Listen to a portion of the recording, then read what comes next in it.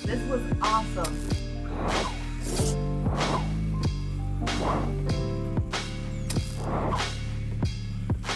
Thank you for tuning in.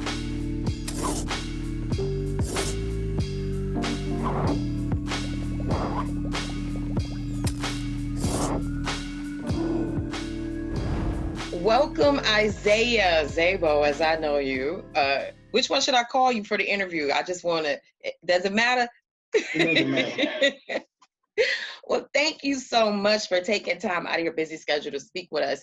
I really wanted to dig into this movement that you're creating along with, some other leaders in the community. So let's just jump right in.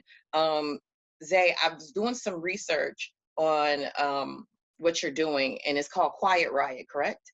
Yes, Quiet Riot 2020, and Mm-hmm. it's all about divesting from our local economy until we get some of our demands met. Yeah. And is it, so from what I was seeing, is it kind of a play on what the leaders did after the 1980s McDuffie riots and kind of what they did in the aftermath of that, or what happened in Miami back then with those riots?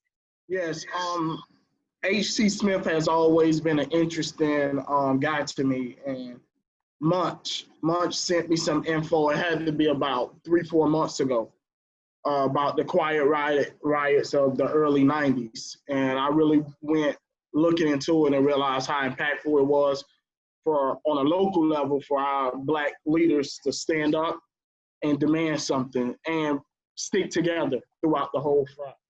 And when I saw what happened and I saw like the community outrage and the awakening, again, it was another awakening for our people here in South Florida. And I was like, all right, everyone is going to take to the streets. And that's a good thing. But we need to have something that'll be really impactful and really to get our local governments to pay attention to our demands in our Black community. And as simple as that. The Black community of South Florida has something to say, and our local government needs to listen. I love that. And that's something that I think the last time we had like I guess uprisings or awakenings like this with I guess the Trayvon Martin and the Mike Browns and I just think that was a missing piece that didn't catch on. Can you explain like why it's important to have like that next step after protesting? Like what's the importance of making sure you use that energy and action in a different way as well? It's very important because when an incident like this happened, people, the outrage is felt across the board. So you want to carry that outrage to the next step. And it's always important. Protests, riots, all of those things, they're going to happen and they're needed. And we always just got to have that next step so we can be effective into making sure that event doesn't happen again. So with the quiet riot, we stepped back, we saw what was happening, it was kind of reactionary, and sometimes we are going to be reactionary.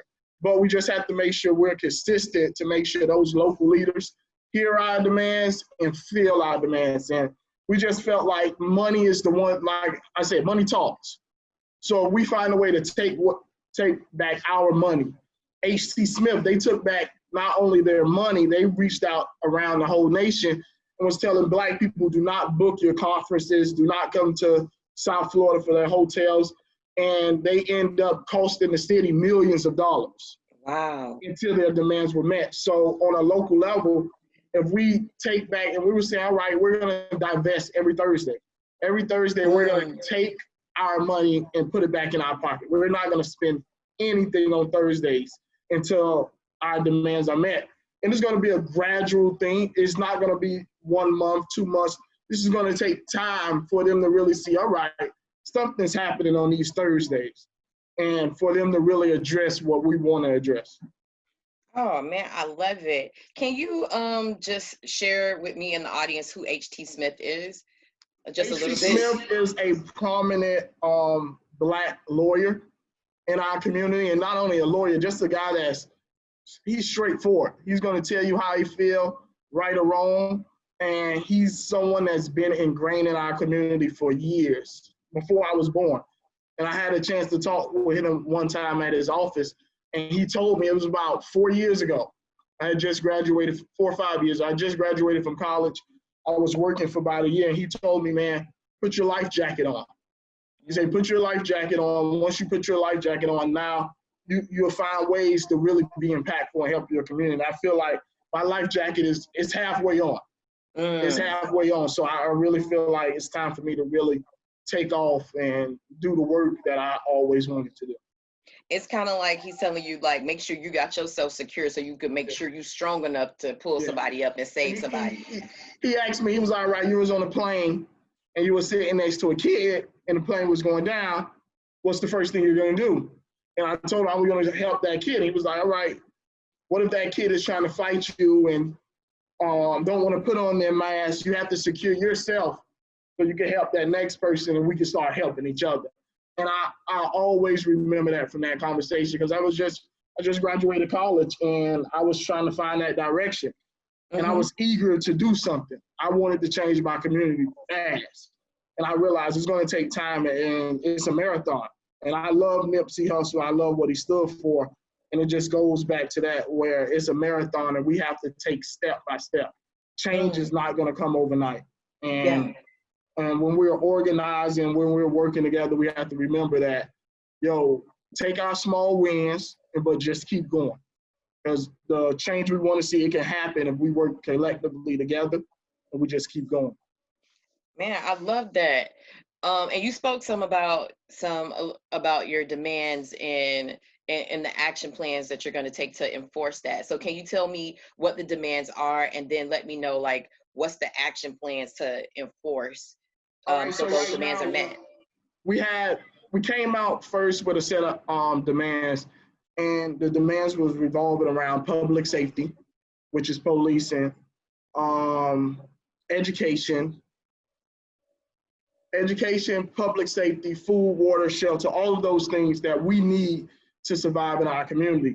And right now we're reworking the demands because we're seeing the climate of what's going on in the nation, and we want to make sure our demands are factual and attainable. We want to make sure these are things that can be implemented and that can happen.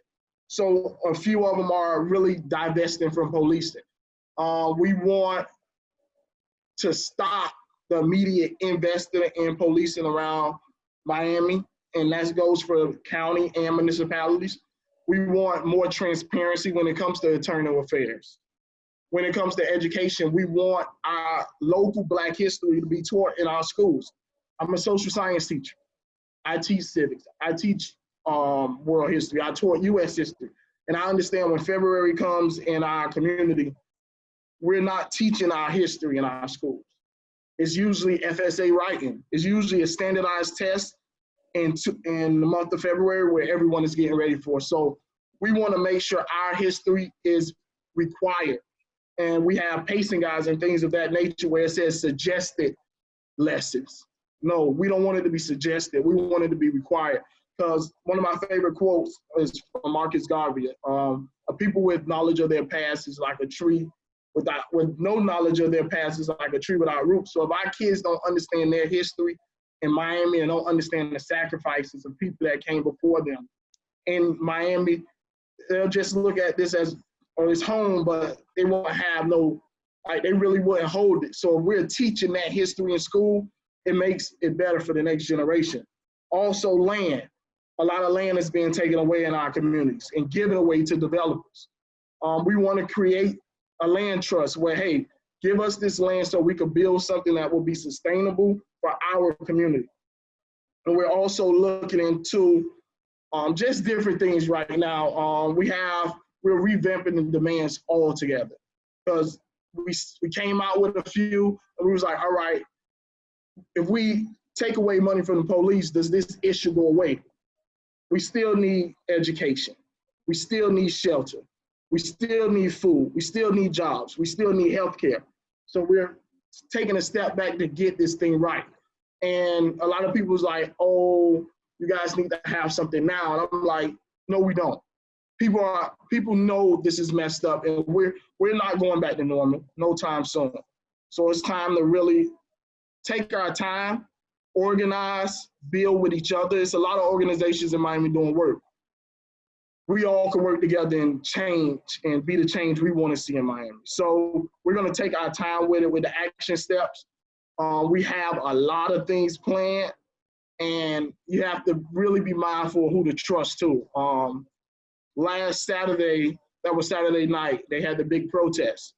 And the city of Miami police chief, he was live on WSBN, Channel 7, and he said something to the nature of, we have intelligence officers that are part of these organizations, and we know who are the protesters and who are the people in these organizations who they use as agitators. So that lets me know right now that they're watching, and we have to tighten up how we organize and move in Miami. Because for him to say that, they have people that have infiltrated our organizations and that try to push the narrative. So we have to be very careful of how we start disseminating information and how we move. Wow, man, I ain't know it was that deep, and they trying to. When I heard it, I kind of stopped the TV and like, what did he just say? I had to go back, and he was like, yes, we have intelligence officers, and that sounds like COINTELPRO to me. Like, and this is the city. This isn't Miami-Dade County. This isn't the state of Florida. This isn't the FBI. This is the city talking about intelligence officers. So we have to be mindful of how we move, because it's easy for our movements to get co-opted and pushed in a way we don't want it to go. And I had a conversation with Twelveland, who's a local artist and very impactful. And he was like, yo, we have to control the narrative this time. We have to control it all the way through. And that's why I love people like you and Munch and just the different media outlets we have here in Miami, that you guys are getting our stories out there and told. And I think that's very important. Wow, and that's definitely a part of my mission. And when I saw what was going on and I was getting tagged on the post, I was just like, man, I don't know who's doing this, but this to me seems like something that I need to help with telling their story. So thank you for that. I want to know, what can people do to support? I know, like you said, the demands may not be met today, but there's definitely action steps that can be done, like you said, immediately, like with the protests on Thursdays or boycotting on Thursday. So what does that look like today? Like, what can people do to support this to make your demands a little bit more intense and aggressive to the people that we're requesting from? All right, so right now, everyone can follow Quiet Riot 2020 on Facebook, Instagram, and Twitter. And that's going to be we're going to use social media a lot to push out some of our messaging. And you're going to start seeing it in the streets, up and down the streets. We're about to go back to how parties used to be promoted back in the day, where you drive down the street and you will see that poster. We're about to start pushing out our messages the same way. And every Thursday, let's keep our dollar in our pocket. And at first we was like, divest your money and your labor. So if you don't have to go to work, no work. But we realize some of our people have to go to work. So if you have to go to work, pack your lunch. Don't spend any money that day. Let's keep our money in our pockets, and let's eventually start to divest from their businesses and invest in ours. So we're gonna start a real Invest in Black Business campaign. We're gonna also start political educations. I remember when we first put the word divest out, a lot of people were like, yo, what the hell is divest? And myself included, I had to Google it. It was like, what does the word divest mean? It just means to take away or pull away from something. And we're taking away and we're pulling away our funds and our labor from the South Florida economy until our demands are met. And that's the simple action step right now. Every Thursday, let's spread that throughout our community. It's a simple economic boycott of the South Florida economy until our demands are met. And it may seem like a small step, but that one day, it could be very, very impactful, especially with Miami being a tourist city. That one day can be impactful. And right now, tourism is down. Corona has messed up everything. So they're relying on different sources of income. And if we could start to slow that down, we could be very impactful. I totally agree. Something else that I really liked that I saw with your movement is that celebrities have started, taking notice, and people from Miami, celebrities from Miami started taking notice and retweeting and talking about what you're doing. Can you tell me, the importance of having those type of influencers and celebrities, kind of co-sign and shout out what you're doing and why it's important for people with a platform to connect with groups like yours to help further the message and the reach?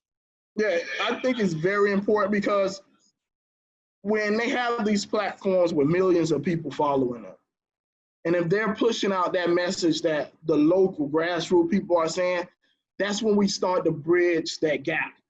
And we all start to come together and push a message like, all right, we understand what's going on all around the nation, but this is Miami right now. Let's pay attention to our city and let's get our city right. And there are groups that are coming on board, the Dream Defenders.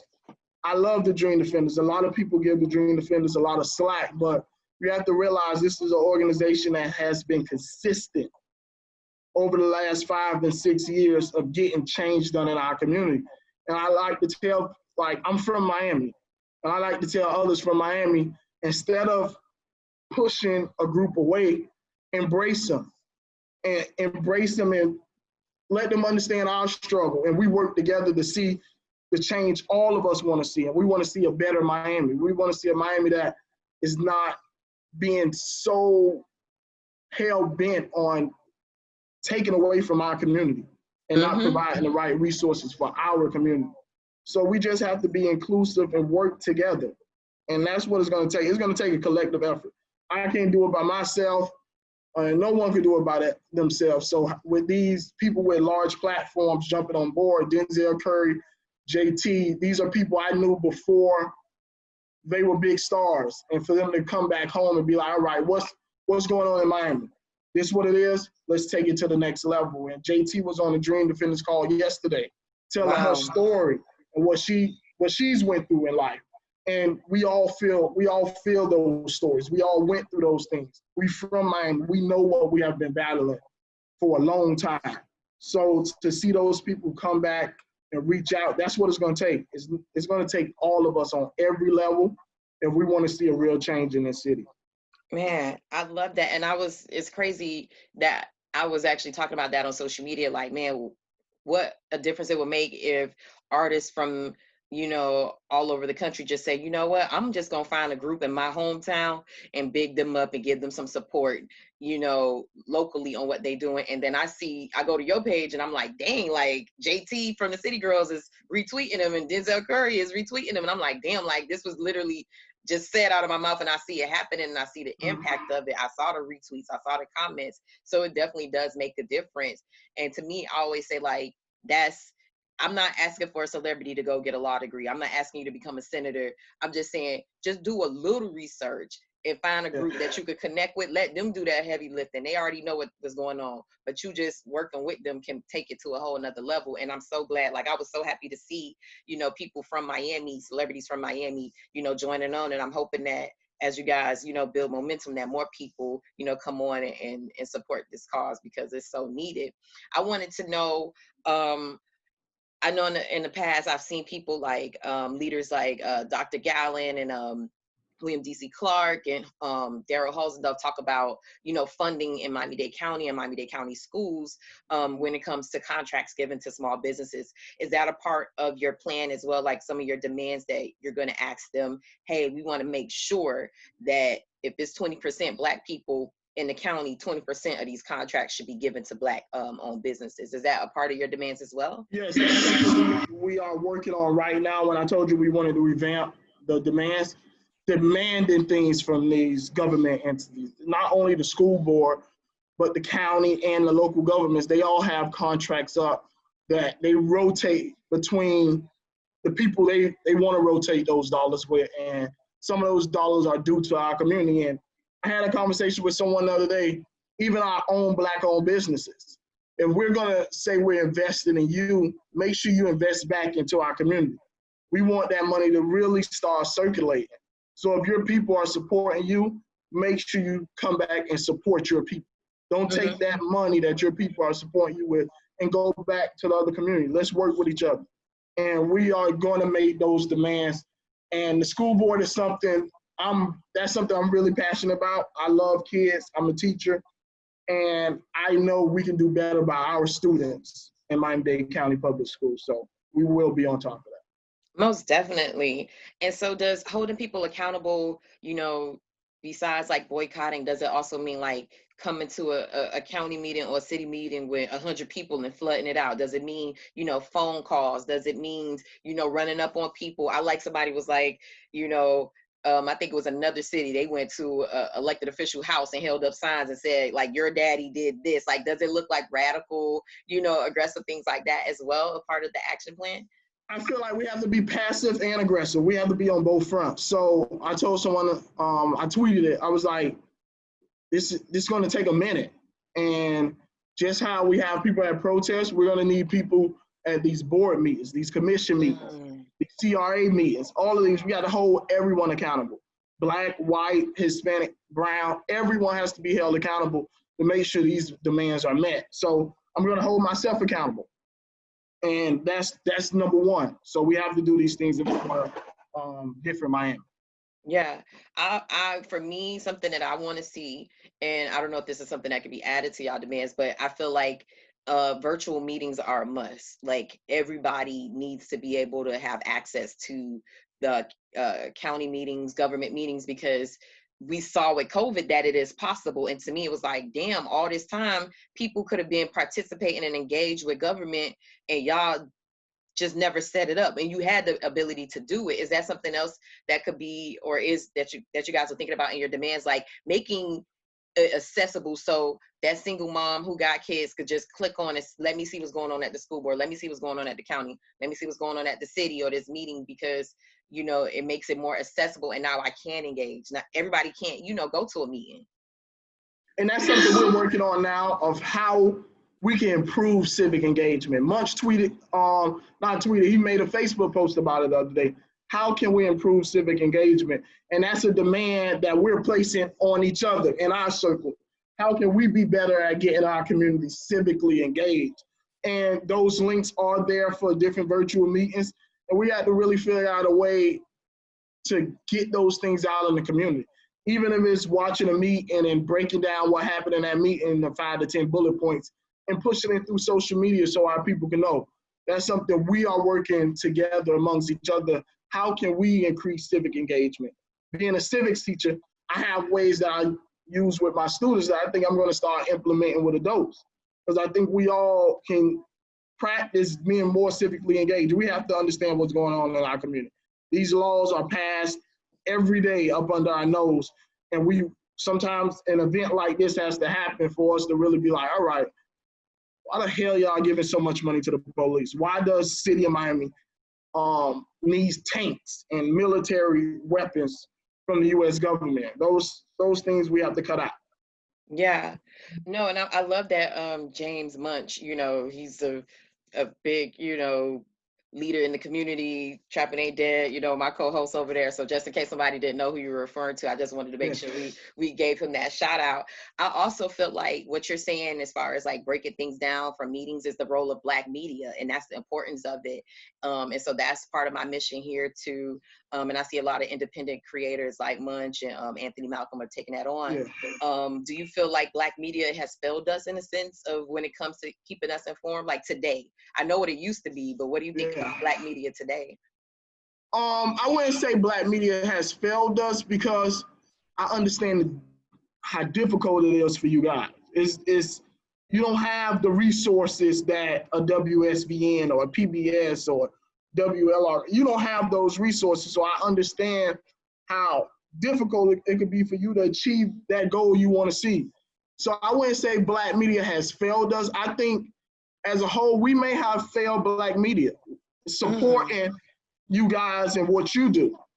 We'll retweet Shade Room or TMZ so fast, but you see a high-low news link. Are you retweeting that, or are you sharing that post as fast as you share that other stuff?